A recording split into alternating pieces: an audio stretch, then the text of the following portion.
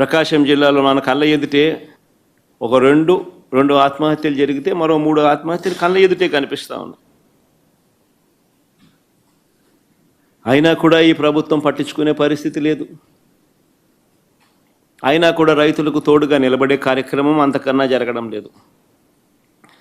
ప్రజల సమస్యల పట్ల ఎవరైనా కూడా గొంతు విప్పితే చాలు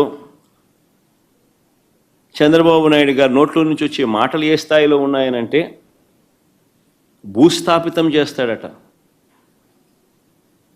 ఆశ్చర్యం కలిగించే విషయాలు. 76 ఏళ్ల వయసు ఆయన,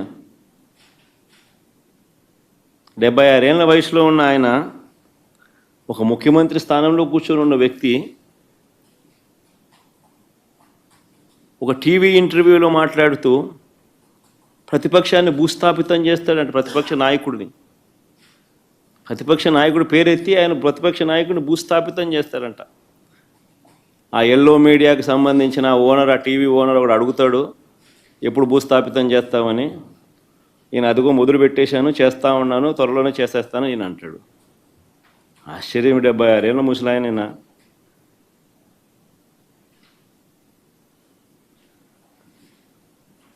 ఈ వయసులో రెడ్ బుక్ రాజ్యాంగ పాలన ఏమిటి, ఈ బెదిరింపులేమిటి, వాడిని తొక్కుతా వీడిని తొక్కుతా అన్న మాటలేమిటి? ప్రజలు ఏదో దేవుడు ప్రజలు దయదలిచి ఏదో అధికారం ఇచ్చారు.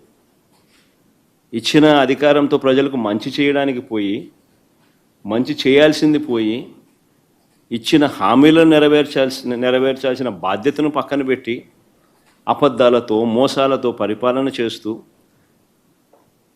వాటి గురించి ఎవరైనా ప్రశ్నిస్తే భూస్థాపితం చేస్తాను అనే మాటలు మాట్లాడుతూ ఉన్నాడు ఈ వ్యక్తి. Subscribe to Social TV Telugu for more videos. Hit the bell icon for faster updates.